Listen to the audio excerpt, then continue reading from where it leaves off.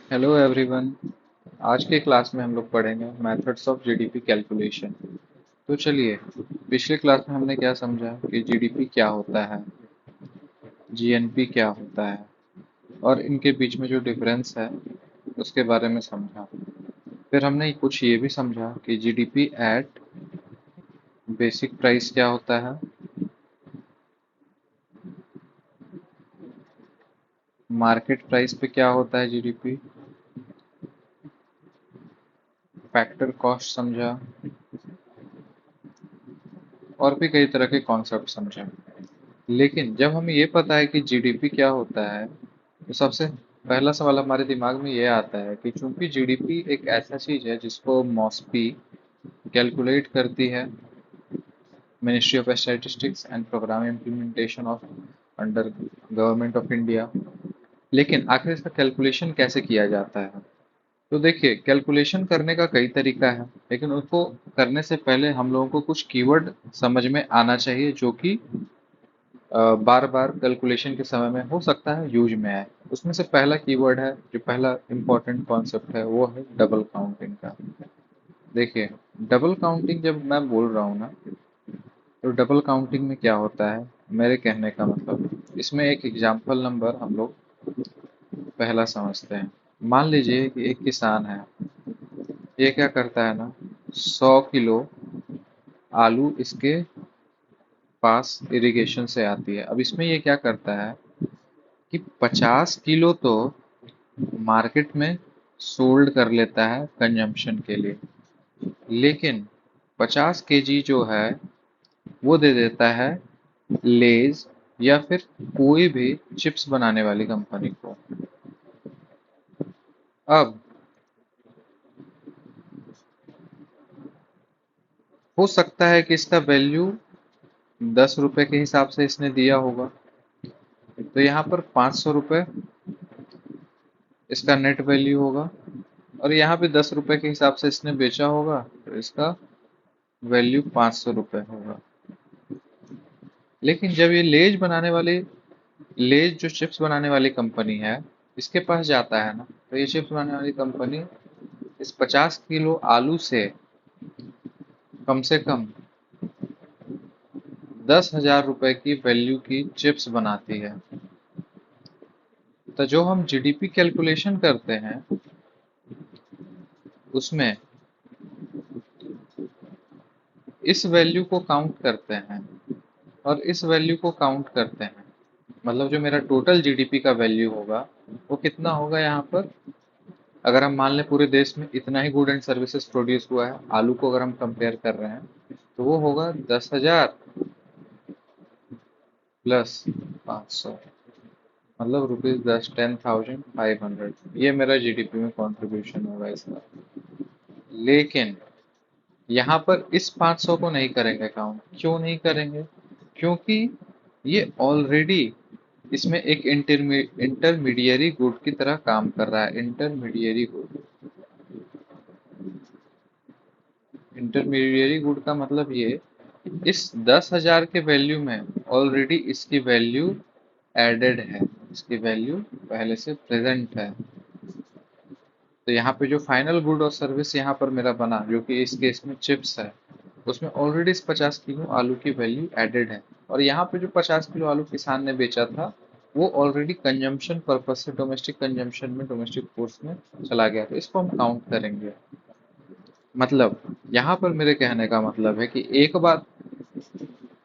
बार तो मैं जीडीपी में इसको काउंट करूंगा, आलू की वैल्यू को, पर मैं दोबारा इसी सेम आलू को दोबारा काउंट नहीं करूंगा। इसको कहते हैं डबल काउंटिंग। तो जीडीपी में अगर इसकी भी काउंटिंग मैं कर दूं, इसकी भी काउंटिंग कर दूं, इसकी भी काउंटिंग कर दूं, तो जीडीपी का कैलकुलेशन क्या होगा? ओवर स्टेटेड दिखेगा, मतलब कि ज्यादा वैल्यू दिखेगी। Order to eliminate the chances of over stating of economy of a GDP, we often perform the practice of double counting। एक और एग्जांपल लेके हम समझते हैं, उदाहरण के लिए मान लीजिए सीएट है, कार टायर बनाती है। अब चूंकि ये टायर बना रही है, इस टायर का कुछ ना कुछ प्राइस होगा, ठीक है। अब टायर बनाने वाली कंपनी है, इसका कुछ ना कुछ वैल्यू, इसका भी जीडीपी में कंट्रीब्यूशन होगा। पर एक बात और ये है कि ये टायर जो है कहीं ना कहीं किसी न किसी कार में, बस में या कुछ इस तरह की गाड़ियों में लग रहा होगा, तो इसका वैल्यू यहाँ पर भी जुड़ा, इसका वैल्यू यहाँ पर भी जुड़ा, तो दोनों जगह इसके वैल्यू का एडिशन हो रहा है ना। तो जीडीपी एक्चुअली में काउंट हो पा रही है क्या? बिल्कुल नहीं हो पा रही है। तो यहाँ पे इम्पोर्टेंस यही है कि डबल काउंटिंग का जो इशू आता है जीडीपी कैलकुलेशन के समय में, उससे बचने के लिए हम लोग इस कॉन्सेप्ट को समझते हैं।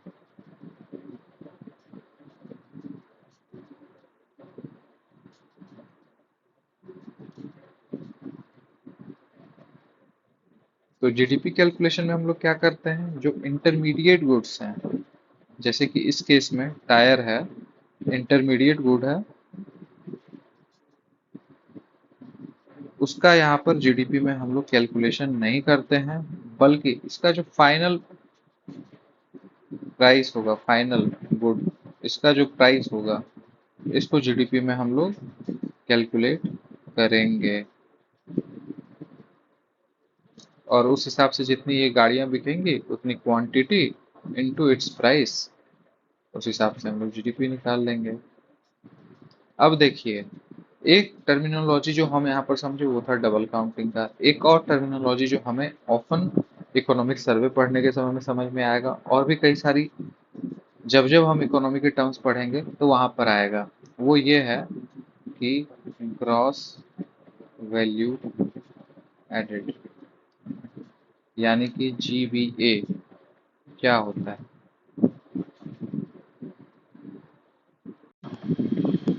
तो जीवीए यानी कि ग्रॉस वैल्यू एडेड समझने के लिए हमें ये समझना होगा कि आखिर इसमें जो टर्म्स यूज हो रहे हैं, जैसे कि वैल्यू एडेड, इसका क्या मतलब। अगर हम एग्जांपल के लिए समझें तो जैसे पिछले वाले एग्जांपल में देखिए कि यहाँ पे कार मैन्युफैक्चरिंग में इंटरमीडिएरी गुड था टायर, इसकी क्या वैल्यू एडिशन होकर कार बना। जैसे यहाँ पे पोटैटो यूज कर रहे थे, इससे क्या चिप्स बनी, इन सबको यूज कर रहे थे। लेकिन एक और एग्जांपल अभी लेते हैं, इससे बहुत हद तक चीज़ें क्लियर हो जाएंगी। जैसे कि मान लीजिए कि एक कार मैन्युफैक्चरिंग कंपनी है। अब कार को बनाने में स्टील 20,000 रुपये का यूज हो रहा है, प्लास्टिक 5,000 का यूज हो रहा है,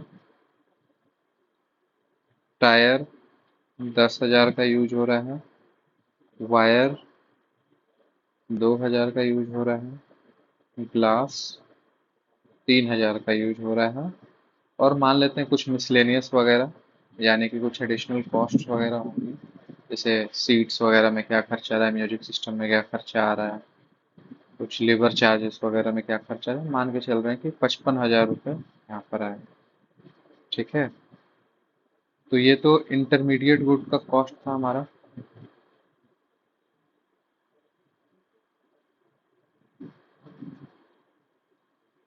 और इसके बाद हमने एक वैल्यू एडिशन किया, जिसमें आपका बहुत सारा कॉस्ट इंक्लूडेड होता है, जैसे कि लेबर हो गया, इलेक्ट्रिसिटी बिल हो गया, पानी का खर्च हो गया, कुछ टैक्सेस हो गई वो। और इसके बाद जो हमें फाइनल वैल्यू मिला, वो गाड़ी का मिला 1,00,000 रुपए, जिसको हम लोग गाड़ी से बेचने से पहले कंपनी एक प्रॉफिट का मार्जिन रख करके मार्केट में ले आती। तो यहाँ पर ये जो इंटरमीडिएट गुड्स है, इनका तो काउंट नहीं करते हैं हम लोग इस जीडीपी में। हम लोग यहाँ फाइनल गुड जो हमारा कार बन रहा है, फाइनल वैल्यू जो इसकी होगी, इसको यहाँ पे काउंट करते हैं, तो वो जीडीपी में काउंट हो जाता है। तो देखिए यहाँ पे या तो हम कार का वैल्यू जो है डायरेक्टली फाइनल गुड्स के तौर पे 1,00,000 रुपए जीडीपी में कंट्रीब्यूशन ऐड कर ले, या तो वो हो सकता है, या हर लेवल पे हम वैल्यू को ऐड करते चले। उसके बाद यहाँ पर जो वैल्यू एडिशन हुआ 45,000 रुपए का, इसको अलग से जोड़े, और अलग अलग जगह पे इसका एडिशन हम जीडीपी में अगर करते चलते हैं, तो इसी को हम लोग ग्रॉस वैल्यू एडेड कहते हैं। लेकिन यहाँ पर एक बेसिक डिफरेंस है वो डिफरेंस ये है कि अमूमन जो हम लोग ग्रॉस वैल्यू एडेड जो टर्म यूज कर रहे हैं वो जीडीपी के बराबर होता है, लेकिन कब? ये इसका पैमाना नेशनल इनकम कमीशन ने तय किया 2015 में। जीवीए जीडीपी के बराबर होगा जब जीडीपी एट बेस प्राइस हम लोग कैलकुलेट कर रहे हैं। अगर आप पिछले कॉन्सेप्ट को रिकॉल कर पा रहे हैं, इसका मतलब ये होता है, बेस प्राइस कहने का मतलब कि इसमें किसी भी तरह का इनडायरेक्ट टैक्स नहीं जुड़ा हुआ है। इसमें नहीं है इनडायरेक्ट टैक्स। इनडायरेक्ट टैक्स यानी कि क्या होता है, इस पर हम ब्रेक करें तो इसमें प्रोडक्शन टैक्स लगता है और प्रोडक्ट सब्सिडी होता है। प्रोडक्शन प्रोडक्शन नहीं, सॉरी, प्रोडक्शन नहीं, प्रोडक्ट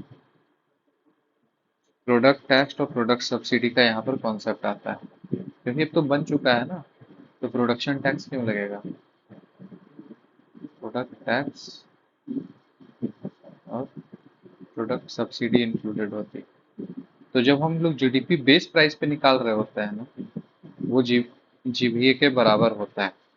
लेकिन हम जब जीडीपी यहाँ पर लिखे हैं ना, तो यहाँ पे जीवीए जीडीपी बराबर है। अब वहीं पर यहाँ पर जब टैक्सेस जुड़ जाएंगे ना जीडीपी एट बेसिक प्राइस पर, तो वो जीडीपी एट मार्केट प्राइस बन जाता है। यहीं से आ जाता है जीवीए का इक्वेशन। हालांकि बहुत इंपॉर्टेंट नहीं है, लेकिन समझने के लिए कहीं अगर बुक में पढ़ लिए तो कहीं कंफ्यूजन ना हो, इसलिए GVA is nothing but is equal to GVA is equal to GDP minus indirect tax. और यहाँ पर जीडीपी जो अमूमन बोलचाल की भाषा में या फिर मतलब माना जाता है कि बाय डिफॉल्ट जीडीपी हम जहाँ भी टर्म यूज कर रहे हैं वो मार्केट प्राइस पे।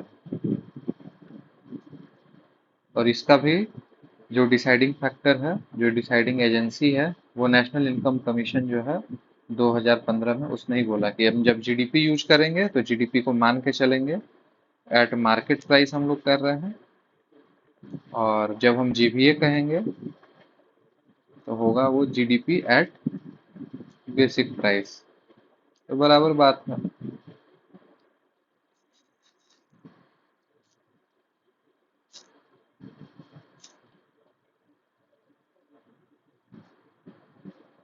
बेसिकली जीवीए का जो डिफरेंस है ना यहाँ पर, जीवीए हमारा क्या करता है, एक रिलेशनशिप बनाता है, रिलेशनशिप बताता है जीडीपी और टैक्स के बीच में।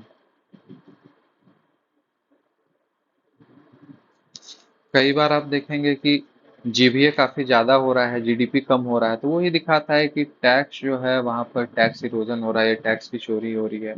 या फिर नॉन टैक्सेशन सेक्टर है जैसे कि एग्रीकल्चर हो जाए, उसमें वृद्धि हो रही है, वो ये दिखाता है किसी भी इकोनॉमी में। तो जीवीए का समझना इसलिए जरूरी था। हालांकि जीवीए जीडीपी इंटरचेंजेबली हर जगह यूज किया जाता है, पर इकोनॉमिक सर्वे में हम लोग अक्सर हाँ इसको आमतौर पे यूज करते हैं जीडीपी के साथ।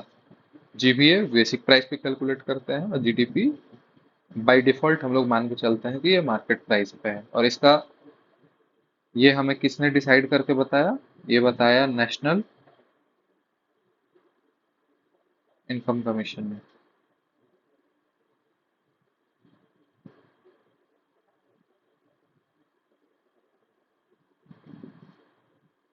ये तो चलिए अब इसके बाद हम अगला कॉन्सेप्ट पढ़ते हैं जो कि काफी हद तक यूज होता हुआ दिखेगा हमें हर जगह। वो कॉन्सेप्ट होगा हमारा एनडीपी। देखिए, एनडीपी, हालांकि एनडीपी का फुल फॉर्म होता है नेट डोमेस्टिक प्रोडक्ट। देखिए, जहां ही हम देखें ना कि कहीं पर ग्रॉस टर्म यूज हो रहा है, ग्रॉस का मतलब ही है तो कहीं ना कहीं कुछ ना कुछ जुड़ रहा है उसमें, यानी something is being added to something. और जब हम नेट की बात कर रहे हैं ना, तो कहीं ना कहीं कुछ उसमें घटाव, यानी कि उसमें कुछ हम सब्ट्रैक्शन कर रहे होते हैं। इस बात को समझना चाहिए। देखिए, यहाँ पे एनडीपी का कॉन्सेप्ट ये होता है ना, एक इकोनॉमिक हेल्थ को अच्छे से समझने के लिए बहुत जरूरी है एनडीपी का कॉन्सेप्ट समझना। जैसे कि मैं कह रहा हूँ कि मान लीजिए कि मैंने एक मशीन खरीदा एज एन एंटरप्रेन्योर, और इस मशीन का वैल्यू एट प्रेजेंट 10 लाख रुपए है, और इसकी लाइफ है फॉर एग्जाम्पल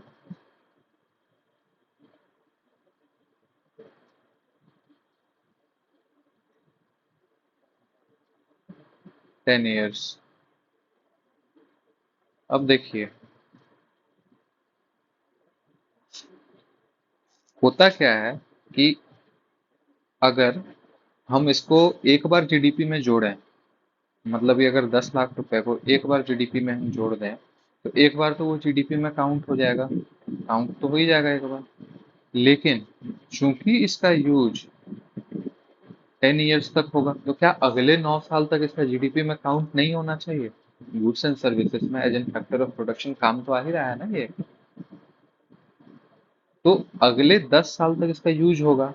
तो वहीं पर गवर्नमेंट ऑफ इंडिया इसके लिए एक नायाब तरीका लेकर आई है, जिसमें हम लोग किसी भी मशीन का डेप्रिसिएशन जोड़ते हैं। उसमें ये हम मान के चलते हैं, गवर्नमेंट मान के चलती है कि कोई भी मशीन या फिर कोई भी जो हमारा इस तरह का इन्वेस्टमेंट है, उसमें डेप्रिसिएशन होता है हर साल, और वो डेप्रिसिएशन का रेट गवर्नमेंट तय करती है। मतलब गवर्नमेंट डिसाइड करती है कि रेट ऑफ डेप्रिसिएशन क्या होगा।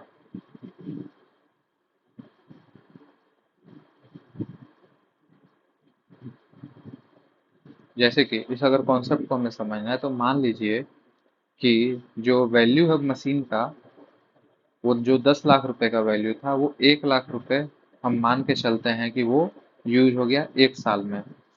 फिर अगले साल में उसकी वैल्यू उसी तरीके से कम होते जा रही है, फिर 1 लाख रुपए कम हो गई, और जब उसका वैल्यू, जब हम 10वीं बार देखेंगे तो उसका वैल्यू खत्म हो चुका होगा। और इसको हम हर बार डेप्रिसिएशन को जीडीपी में जोड़ते जाएंगे। मतलब जीडीपी में क्या एडिशन होगा? 1 लाख रुपए, हर बार 1 लाख रुपए, हर बार 1 लाख रुपए एडिशन होते जाएगा। मेरे कहने का मतलब, मान लीजिए मशीन है, जैसे मशीन क्या है, मशीन चल रहा है, इसमें वियर एंड टीयर होगा, इसमें कुछ रबड़ कंपोनेंट्स होंगे। मशीन अगर चल जाती है तो उसका वैल्यू भी कम होता है। जैसे कि हम मान लीजिए कि एक कार लेते हैं, एक कार अगर चल गई एक साल, तो उसका वैल्यू कम होगा कि नहीं होगा? मान लो मैं स्विफ्ट डिजायर लेता हूँ 10 लाख रुपए का, और एक टैक्सी में चलाता हूँ, अगले साल क्या उसका सेम वैल्यू मुझे मिलेगा? नहीं मिलेगा। तो गवर्नमेंट इस बात को समझ रही है कि अगर उस कार का लाइफ 10 साल है और वो 10 लाख रुपए का है, तो 1 लाख रुपए उसका वैल्यू एग्जॉस्ट हो गया एक साल में। और इसी तरह हर बार 10% के दर से, या फिर जो भी rate of depreciation government decide करेगी, उसके हिसाब से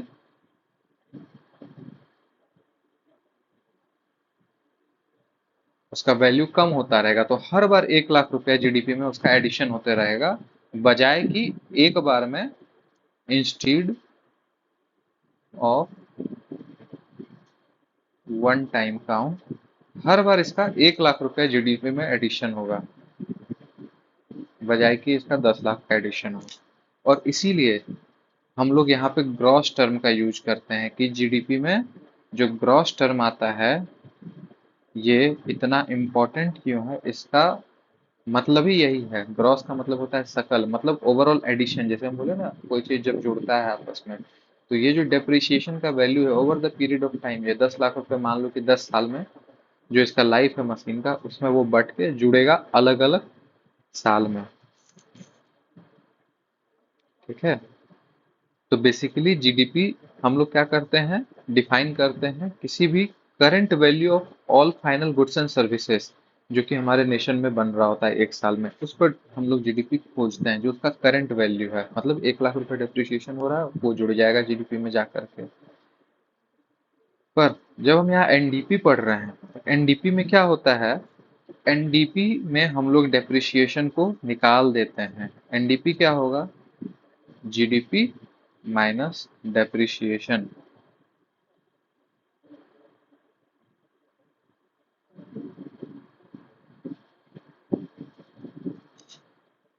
हम यहाँ पर देख रहे हैं, तो यहाँ पर क्या हो रहा है, जीडीपी से जब हम डेप्रिसिएशन को हटा देते हैं, जो डेप्रिसिएशन हर बार जो जुड़ रहा है, तो हमको एनडीपी मिल जाता है। और एनडीपी एक बेहतर तरीका है डिप्रिसिएशन को देखने का, जब हमारी करेंसी गिरती है या फिर महंगाई बढ़ रहा होता है, इन्फ्लेशन, तो उसको काउंटर करके एक्चुअल ग्रोथ क्या हो रहा है इकोनॉमी में, कितना प्रोडक्शन हो रहा है, उसको कंपेयर करने के लिए बेहतर पैरामीटर है।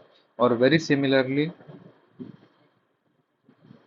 एनएनपी भी जो होता है, जिसको हम लोग पढ़ रहे थे पहले, जीएनपी पहले पढ़ रहे थे, जीएनपी में से जब हम लोग डेप्रिसिएशन हटा देते हैं हमको एनएनपी मिल जाता है। इसको कहते हैं हम लोग नेट डोमेस्टिक प्रोडक्ट, और इसको कहते हैं हम लोग नेट नेशनल प्रोडक्ट। कॉन्सेप्ट काफी इजी है ये।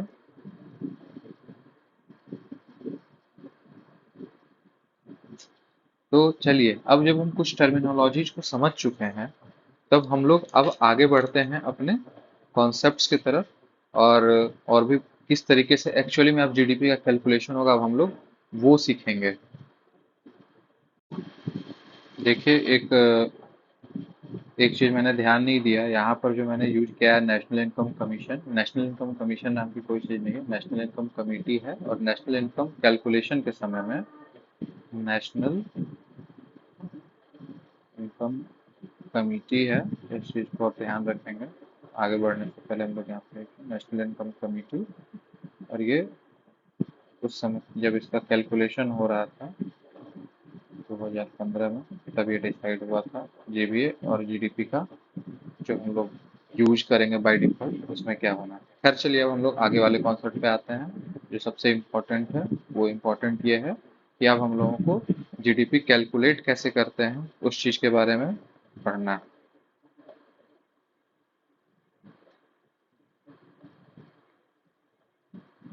चलिए, कैलकुलेशन ऑफ जीडीपी अब हम लोग करेंगे। तो देखिए, जीडीपी कैलकुलेट करने का ना मेजरली 3 मेथड है, जिसका नाम है, पहला मेथड इनकम मेथड, दूसरा है प्रोडक्शन या आउटपुट मेथड, या यूं कहें वैल्यू एडेड मेथड भी इसको कहते हैं, और तीसरा मेथड है एक्सपेंडिचर मेथड।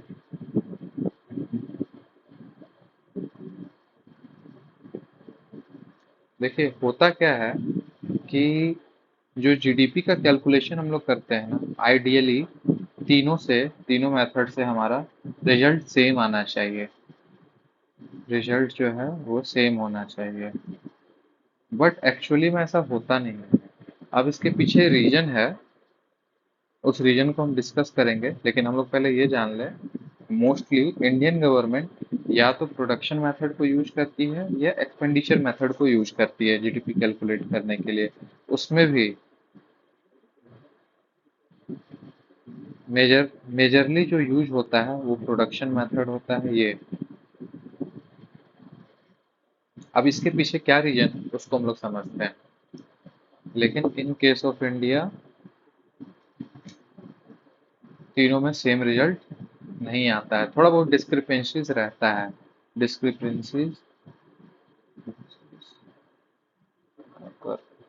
अब इसके पीछे का रीजन हम समझते हैं। होता क्या है कि जो इनकम है, अगर हम इनकम मेथड की बात करें, तो यहाँ पर क्या होता है कि ऑल इनकम्स को अगर हम लोग करें, जितना इनकम है, अब यहाँ पर क्या होता है कि इंडिया जैसे कंट्रीज में यहाँ पर मेजॉरिटी जो एम्प्लॉयमेंट है अनऑर्गेनाइज सेक्टर में है, जहाँ पे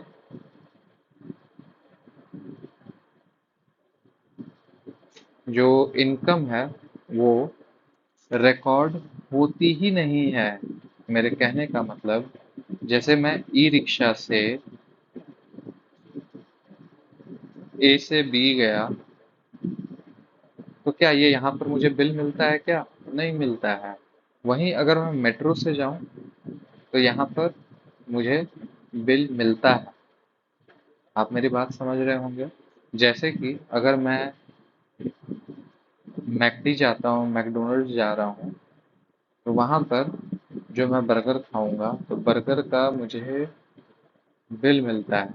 अब वहीं पर मैं अगर रोड साइड पे जो ठेला लगा होता है, जो नॉर्मल ठेले होते हैं, वहाँ पर अगर मैं खाऊं, जो 20 रुपए का बर्गर आता है, वहाँ पे मुझे कोई भी बिल नहीं मिलेगा। अब इनकम तो इनका भी हो रहा है ना, इनकम तो इनका भी हो रहा है। और कई बार इनकम इनका ऐसा होता है जिसको काउंट करना बहुत ही असंभव होता है ऑलमोस्ट। इस केस में क्या होता है ना कि जो हमारा जिस चूंकि इनका इनकम अकाउंट नहीं कर पा रहे हैं, तो ये इकोनॉमी में एक पैरेलल इकोनॉमी की तरह ये लोग काम कर रहे हैं और एक ब्लैक इकोनॉमी का हिस्सा हो जाता है। और यहाँ पर जो भी इनका इनकम हो रहा है वो ब्लैक मनी के तौर पे हम लोग काउंट कर सकते हैं। मतलब वो जीडीपी में कोई कंट्रीब्यूशन नहीं हो पा रहा है, इसका कुछ पता ही नहीं चल रहा है। जैसे हमारी हाउस मेड है, इनका इनकम क्या हम लोग काउंट कर पाते हैं क्या? नहीं कर पा रहे हैं। या फिर जैसे घर में हमारी मम्मी है, माँ है, बहन है, या फिर जो भी घर में खाना बनाती हैं, जो हाउस वाइफ्स होती हैं, उनका भी तो काम है, वो भी तो हमें सर्विस दे रही हैं, उनका भी इनकम काउंट नहीं हो पा रहा है। तो इनकम मेथड इंडिया जैसे कंट्री में ना बहुत ही मुश्किल है यहाँ पर जीडीपी का कैलकुलेशन कर पाना। यहाँ पे डिस्क्रिपेंसीज हमेशा रह जाएंगी और हमेशा हमें डिस्क्रिपेंसीज को एडजस्ट करके जीडीपी को कैलकुलेट करना होगा। इसलिए इनकम मेथड बहुत ज़्यादा रिलाई नहीं किया जाता है। तो अमूमन हम लोग जो यूज करते हैं ना वो प्रोडक्शन मेथड ही करते हैं। अब कायदे से तो अब देखिए, अगर इनकम कहीं का हो रहा है, जो प्रोड्यूस हो रहा है उस वहीं पर लोग, जो प्रोड्यूस हो रहा है उसी पर लोग खर्च कर रहे हैं, तो एक्सपेंडिचर भी मेथड बराबर होना चाहिए। और जिस जब लोगों का इनकम होगा तभी तो वो खर्च करेंगे। तो आइडियली एक तरफ से बन रहा है, एक तरफ से लोग कमा रहे हैं और एक तरफ से लोग खर्च कर रहे हैं, तीनों तो बराबर ही रिजल्ट होना चाहिए, क्योंकि सेम इकोनॉमी में ऐसा हो रहा है ना। जो लोग कमा रहे हैं वही प्रोडक्शन के फैक्टर्स को कंज्यूम कर, प्रोडक्शन में जो आउटपुट मिल रहा है उसको कंज्यूम कर रहे हैं, और सेम वही लोग एक्सपेंडिचर कर रहे हैं मार्केट में। बट ऐसा हो नहीं पाता है। तो आइडियली हम लोग प्रोडक्शन मेथड को ही प्रेफर करते हैं। लेकिन हमें चूंकि पढ़ना जरूरी है, इसकी जानकारी होनी चाहिए, तो हम लोग तीनों मेथड्स को एक एक करके समझेंगे। तो चलिए अब हम लोग आते हैं और पहला जो प्रोडक्शन का मेथड हम समझेंगे वो है expenditure method.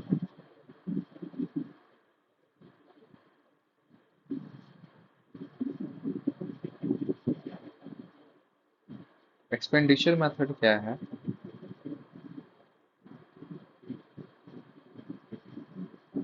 As for example, मान लीजिए एक हम घर की बात करते हैं।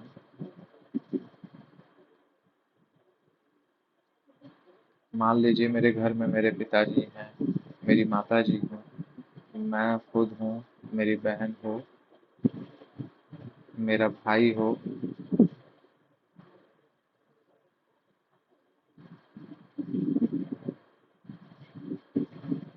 अब होता क्या है, इन लोगों से मैं पूछूंगा कि आपका कितना खर्च होता है महीने में, इनका क्या खर्च होता है, इनका क्या खर्च है, इनका क्या खर्च है, इनका खर्च क्या है। तो मंथ एंड में तो मुझे पता चल पाएगा टोटल करने के बाद कि आखिर इनका टोटल कितना खर्च है, मंथली एक्सपेंस क्या है, ये पता चल पाएगा। तो इनके एक्सपेंडिचर का कैलकुलेशन लेने के बाद मुझे पता चलता है कि मंथली एक्सपेंस क्या है। उसी तरीके से अलग अलग इंडिविजुअल्स जो हमारे देश में रह रहे हैं, अलग अलग कंपनीज जो रह रही हैं, गवर्नमेंट का अपना कुछ खर्चा है, और भी बहुत सारे खर्च होंगे। उन सबको जब हम लोग अकाउंट कर पाते हैं, जो जो काम किसका है, मॉस्पी का है, नेशनल स्टैटिस्टिकल ऑफिस जो है उसके अंदर में काम करती है, वो करती है, उनका काम है। तो उनका काम है कि अलग अलग एजेंसीज, अलग अलग इंडिविजुअल्स, अलग अलग कंपनीज कैसे खर्च कर रही है हमारे देश में, उसका अकाउंट करना और जीडीपी में कैलकुलेशन करना। अब इसको समझने के लिए हम लोग very similar, in a very similar manner हम लोग इसको इस तरीके से समझते हैं कि देखिए हमारे देश में इंडिविजुअल रहते हैं। अब इंडिविजुअल क्या करते हैं, कंज्यूम करते हैं, राशन पानी दाल टीवी एसी सब कुछ आ जाएगा इसमें।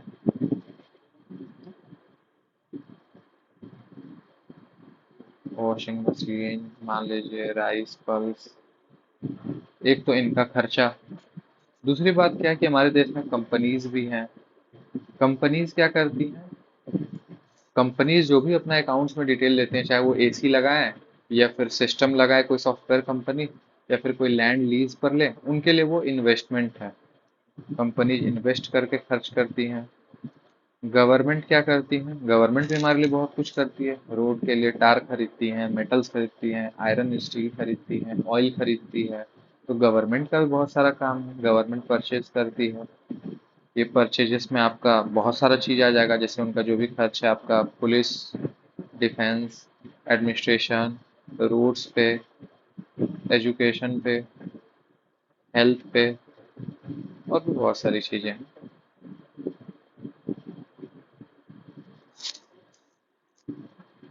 गवर्नमेंट यहाँ पे खर्च करती है।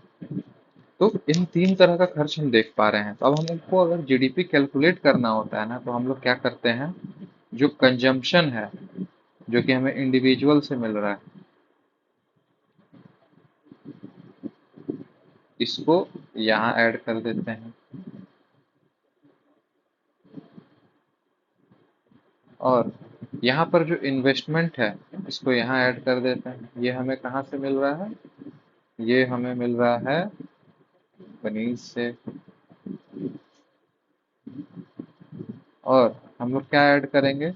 जो हमारी गवर्नमेंट का परचेज है या स्पेंडिंग कर रही है गवर्नमेंट का, उसको ऐड करते हैं।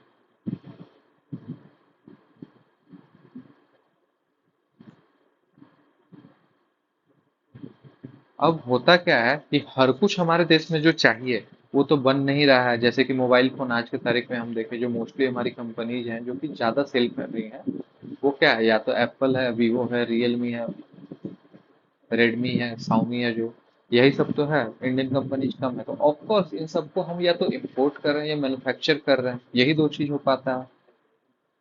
साथ में हम लोग कुछ गुड्स को बना के बाहर भी भेजते हैं, जैसे कार मैन्युफैक्चर कर रही है मारुति सुजुकी इंडोनेशिया जैसे मार्केट में सप्लाई कर रही है, अफ्रीकन मार्केट्स में सप्लाईज कर रही है। इवन महिंद्रा भी बना रहा है, वो भी अफ्रीकन नेशंस में, ऑस्ट्रेलिया वगैरह में सप्लाई कर रहा है। तो एक्सपोर्ट भी कर रही है, बन तो हमारे देश में रहा है लेकिन बाहर भी जा रहा है। तो जो एक्सपोर्ट का वैल्यू है ना, उसको हम लोग यहाँ पर ऐड कर देंगे, क्योंकि इससे हमारा इनकम हो रहा है, यहाँ पे पैसा आ रहा है। अगर मैं कार बना के किसी को बेच रहा हूँ तो उसके बदले में मुझे पैसे मिलेंगे। एक्सपोर्ट यहाँ पर हो रहा है। और इम्पोर्ट, इम्पोर्ट के बदले में जो बाहर से आ रहे हैं, बाहर की कंट्री से बन के कुछ आ रहा है, उसके बदले में हमें अपनी करेंसी देनी पड़ी है, खर्च करनी पड़ी है, तो उसको जीडीपी से हम लोग माइनस करते हैं।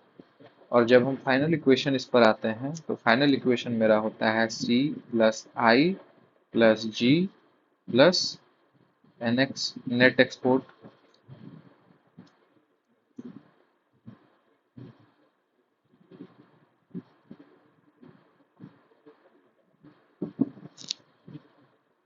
तो इस तरीके से हमारा एक्सपेंडिचर मेथड कंप्लीट होता है। तो हमें समझ में आ गया कि यहाँ पर अगर हमको जीडीपी कैलकुलेशन करना है एक्सपेंडिचर मेथड में, तो हम किन किन फैक्टर्स को इंक्लूड करेंगे। तो चलिए, अब हमारा एक्सपेंडिचर मेथड हो गया। अब हम लोग आगे बढ़ते हैं और अब हम समझेंगे प्रोडक्शन मेथड, जो गवर्नमेंट ऑफ इंडिया भी यूज करती है। और देखिए, प्रोडक्शन मेथड में क्या होता है ना, कि मान लीजिए कि कोई ब्लैक इकोनॉमी भी है, बहुत तरह के प्रॉब्लम भी है, लेकिन जो चीज़ प्रोड्यूस हो रहा है उसको ट्रैक करना बहुत आसान है। क्योंकि प्रोडक्शन में क्या होता है ना, कि प्रोड्यूस मैक्सिमम चीज़ें जो प्रोड्यूस हो रही है 90%, वो कहीं ना कहीं गवर्नमेंट के नज़र में, मौसमी के नज़र में, उनसे डेटा निकालना आसान है, बजाय इनकम, इनकम किसका कितना हो रहा है उसको पूछना, ये कहाँ क्या खर्च हो रही है। बहुत सारे कैश ट्रांजेक्शन्स भी होता है एक्सपेंडिचर मेथड में, अगर हम बात करें तो। इवन आप देखते हैं ना कि जब हम घर खरीदने जाते हैं मुंबई जैसे शहर में, या फिर इवन छोटे टाउन्स में भी, तो जो एक रेट होता है पेपर पे वो अलग होता है, ऊपर से कैश देना पड़ता है, तो ब्लैक मनी में जा रहा है। एक्चुअल एक्सपेंडिचर क्या है, एक्चुअल इन्वेस्टमेंट क्या है, उसका पता लगाना बहुत ही टेढ़ी खीर है इंडिया जैसे कंट्री में, जहाँ पे हर ट्रांजेक्शन को रिकॉर्ड नहीं किया जाता है। तो आइए अब हम लोग देखते हैं जो प्रोडक्शन मेथड या वैल्यू एडेड मेथड भी जिसको कहते हैं, प्रोडक्शन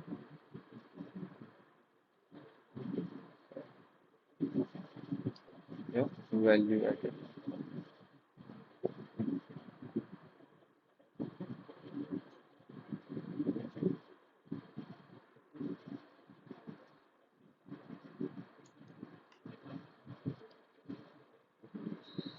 देखिए, प्रोडक्शन मेथड हम लोग समझते हैं, उससे पहले हम लोगों को ये जानना जरूरी है, एक मिनट,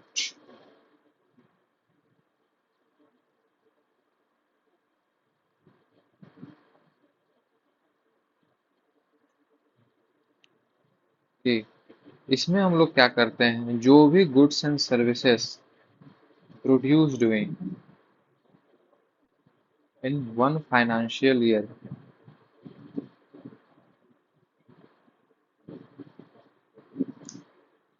उसके मॉनेटरी वैल्यू को जीडीपी में ऐड करते हैं।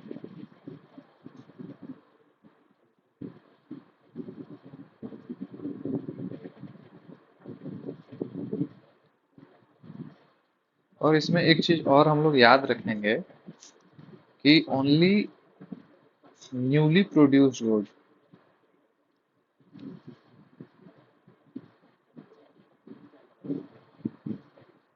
Are counted in GDP.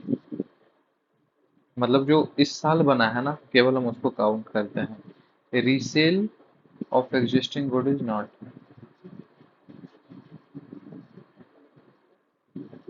ये याद रखने का पॉइंट है। अब हम इसका मतलब भी समझ लेंगे।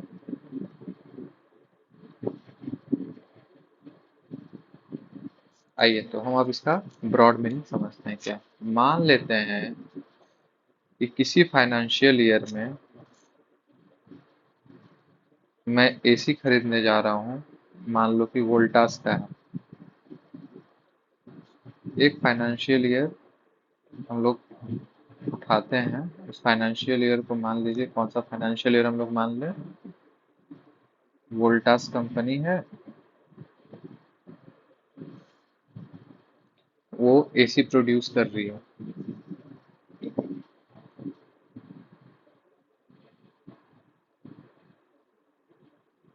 ठीक है। एग्जाम्पल के लिए हम लोग ले लेते हैं 1 अप्रैल 2023 से लेके 31 अप्रैल 31 मार्च 2024। इसमें ये कंपनी क्या कर रही है ना कि 1 लाख एसी को प्रोड्यूस की और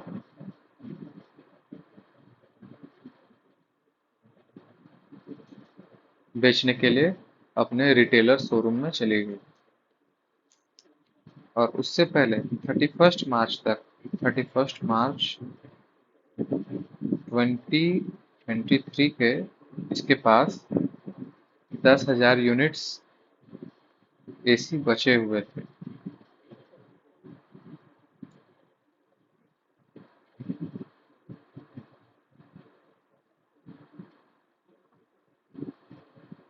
और 1 अप्रैल 2024 में इसके पास 15,000 एसी बच जाते हैं। मेरे कहने का मतलब यहाँ पर ये है, आसान भाषा में समझते हैं। एक फाइनेंशियल ईयर में वोल्टास कंपनी नाम की जो कंपनी है वो एसी प्रोड्यूस करती है 1 लाख एसी। पर 1 अप्रैल से 31 मार्च 2024 के बीच में ये केवल और केवल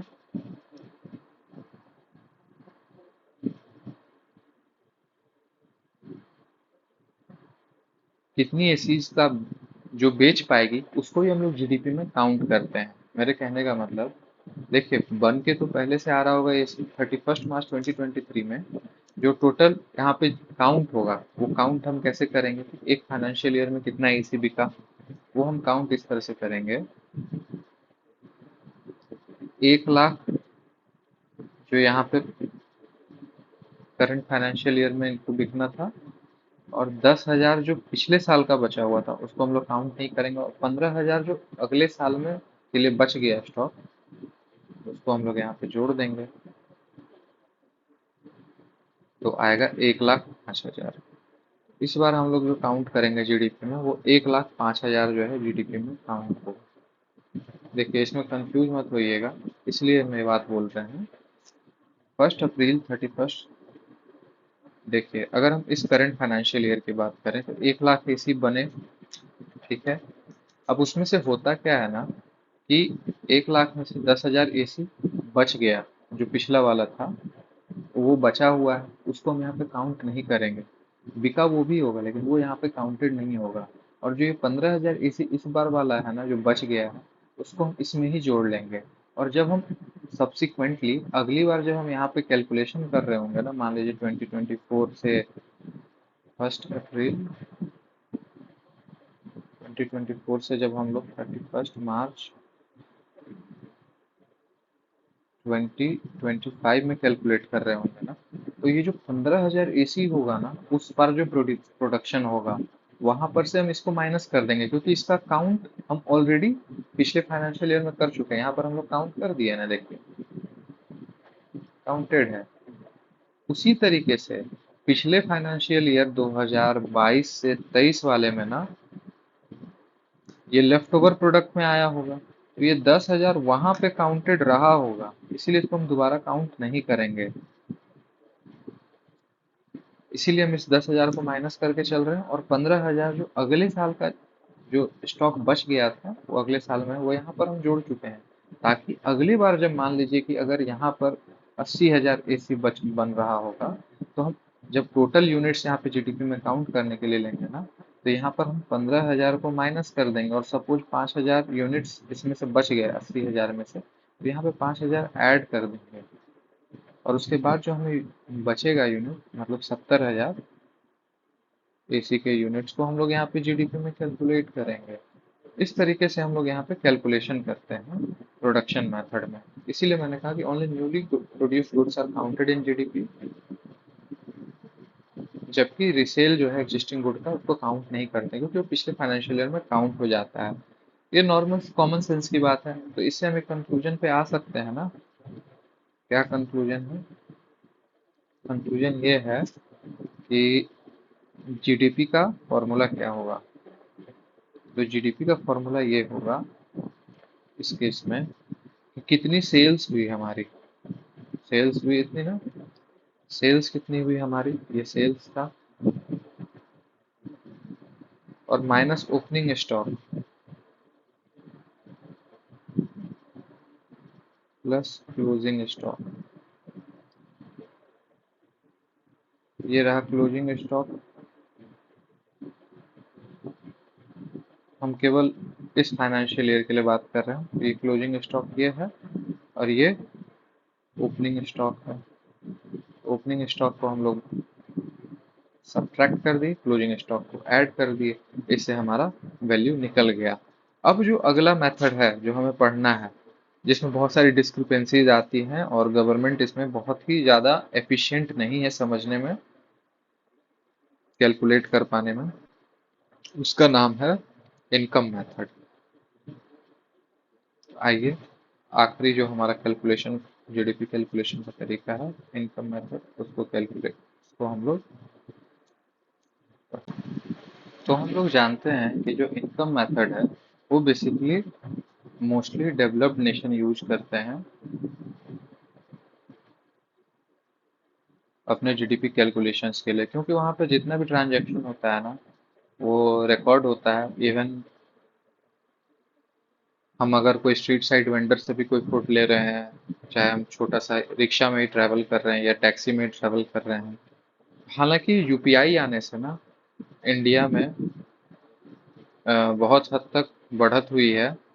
यहाँ पे जैसे जैसे मतलब डिजिटाइजेशन होगा इंडिया में, इनकम मेथड भी एक अच्छा सोर्स बन सकता है, लेकिन इसमें काफ़ी समय लगेंगे।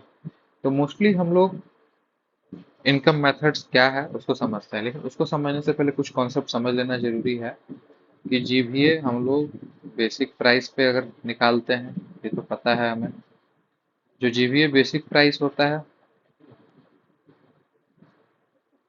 GDP at basic price GVA के बराबर होता है, ये हमें पता है, कोई दिक्कत नहीं है।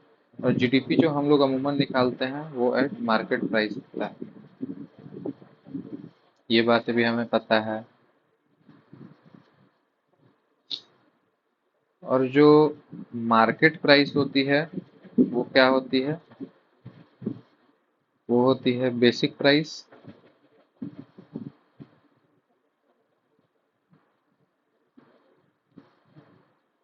प्लस प्रोडक्ट टैक्स, प्रोडक्शन के बाद लगने वाला टैक्स प्रोडक्शन टैक्स, और प्रोडक्शन सब्सिडी तो बेसिक प्राइस में इंक्लूडेड होता है ना, फैक्टर कॉस्ट के बाद आता है product tax minus product subsidy, ये होता है।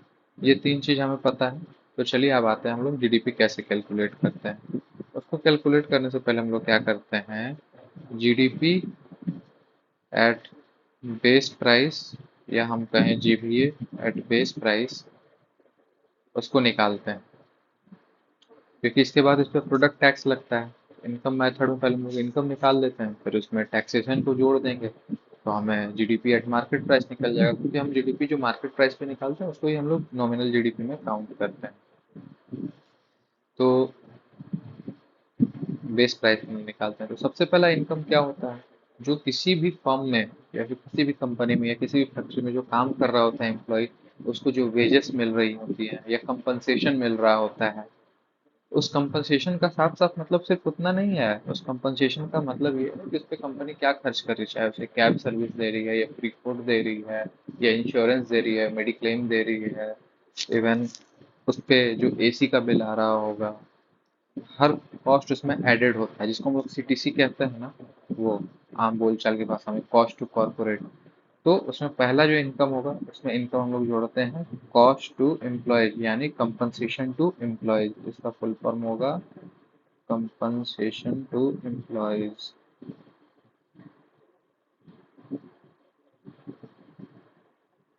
फिर एक कॉस्ट आएगा, वो इनकम क्या जुड़ेगा, ऑपरेटिंग सरप्लस। अब ये ऑपरेटिंग सरप्लस क्या होता है, कंपनी को जो काट कुटा के जितना फैक्टर कॉस्ट यानी कि जो भी प्रोडक्शन फैक्टर्स ऑफ प्रोडक्शन में जो भी खर्च थे, उनके बाद जो भी बिजली पानी लेबर रेंट वगैरह देने के बाद कंपनी के पास क्या खर्च के बाद जो इनकम बच जाती है, जिसको हम लोग कहते हैं इनकम, जो होता है प्रॉफिट जो कंपनी को है इनकम, उस चीज को हम लोग ऑपरेटिंग सरप्लस में लेते हैं। मतलब ऑपरेट करने के बाद जो बिजनेस ऑपरेट करने के बाद जो सरप्लस बचता है, जो बच गई उनके पास जो पैसा। फिर एक होता है डेप्रिसिएशन को ऐड करते हैं। सबने कहा ना कि जो मशीनरी यूज हो रही होगी किसी भी प्रोडक्शन में या कंपनी में, वहां पर कुछ ना कुछ डेप्रिसिएशन भी हो रहा होगा ना। जैसे मैं ट्रैवल एजेंसी में एक मारुति डिजायर की बात की, 10 लाख का है उसका, 10 साल का अगर हम लोग लाइफ मान के चल रहे हो तो डेप्रिसिएशन हो रहा है, जो कि गवर्नमेंट तय करती है उस रेट से। और हर साल उसका जीडीपी में छोटा कंपोनेंट जा रहा है, तो जीडीपी में हमें ये बात तो पता है डेप्रिसिएशन ऐड होता है, उसी डेप्रिसिएशन को हम यहाँ ऐड करेंगे, जो कि होता है सीएफसी, जिसको हम लोग क्या कहते हैं, डेप्रिसिएशन। इसका फुल फॉर्म भी बता देते हैं साथ में, इसका फुल फॉर्म है consumption of fixed capital. Fixed capital वही है consumption of fixed capital. Consumption of से तात्पर्य उसका डेप्रिसिएशन से है कि हर साल कितना वियर टियर हो रहा है, जिसको हम जीडीपी में इंक्लूड करेंगे, एक बार में ऐड ना करके उसको ओवर द लाइफ टेन्योर उसका वैल्यू थोड़ा थोड़ा करके ऐड होता है। और अब चूंकि इनकम है, तो इनकम में हमें पता है कि जो अनऑर्गेनाइज सेक्टर में जो लोग कमा रहे हैं, चाहे ई रिक्शा वाले हों, लेबर हो, हाउसमेट्स हो, सर्वेंट हो, या फिर बहुत सारे जो रिटेल शॉप्स है छोटे शहरों में जो बिल नहीं देते हैं, उसका क्या करती है गवर्नमेंट, सर्वे करती है। उनके पास भी रैंडमली उससे पूछ लेंगे आप महीने का कितना कमाते हैं, ऐसे ऐसे 10 लोगों से पूछा जाएगा, फिर एक एवरेज निकाल के एजम्पशन बेस्ड कि अमूमन अगर इतने दुकान है या इतने लोग इस बिजनेस में इस प्रोफेशन में इन्वॉल्व है, इनका मंथली इनकम क्या होगा या एनुअल इनकम क्या होगा, उसको हम लोग यहाँ पे मिक्स्ड इनकम में जोड़ लेते हैं, जो सर्विस से आता है एक्चुअली में, उसको हम लोग कहते हैं मिक्स्ड इनकम। तो अब जितनी तरह का इनकम है सबको हम ऐड कर दिए, तो यही हमारा इनकम मेथड में जीडीपी कैलकुलेशन का तरीका है। इनकम मेथड में हम लोग जीडीपी ऐसे ही इन्हीं 4 फैक्टर्स को जोड़ करके निकालते हैं।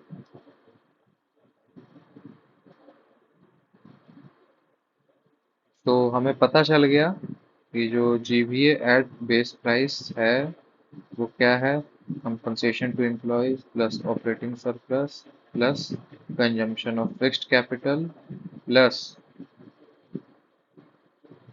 Mixed income.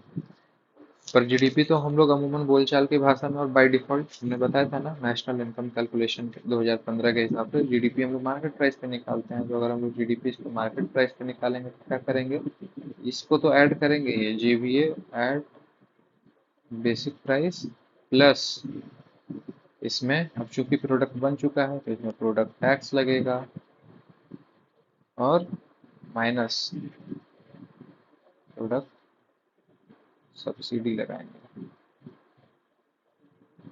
याद करिए ग्रॉस वैल्यू एडिशन जो हम लोग कर रहे थे वहां पर भी एक कॉन्सेप्ट आया था ना, कि हम मैंने समझाया था इस बात को कि जीडीपी और जीवीए में कहाँ पे क्या डिफरेंस आता है, जिसको हम इसी इसी कंपोनेंट को हम लोग कहते हैं इनडायरेक्ट टैक्स, जो कि प्रोडक्शन पे ना लगते प्रोडक्ट पे लगता है। ठीक है, तो इस तरीके से हमें ऑलमोस्ट सारा कॉन्सेप्ट समझ में आ चुका है। जितना भी कैलकुलेशन है मेथड का वो समझ गए हैं। आगे हम लोग जैसे जैसे कॉन्सेप्ट पढ़ेंगे तो हम लोग इन्वेस्टमेंट्स को समझेंगे, फिर जीडीपी पर कैपिटा के पर कैपिटा इनकम कितना होगा, फिर जीडीपी परचेजिंग पावर पैरिटी जिसको जीडीपी पीपीपी कहते हैं वो कितना होगा, और बहुत सारी की कॉन्सेप्ट्स हैं जो कि बहुत ही आसान तरीके से हम लोग समझेंगे, जैसे कि potential GDP, green GDP etcetera. तो चलिए अब अगले लेक्चर में हम लोग मिलते हैं। बाय।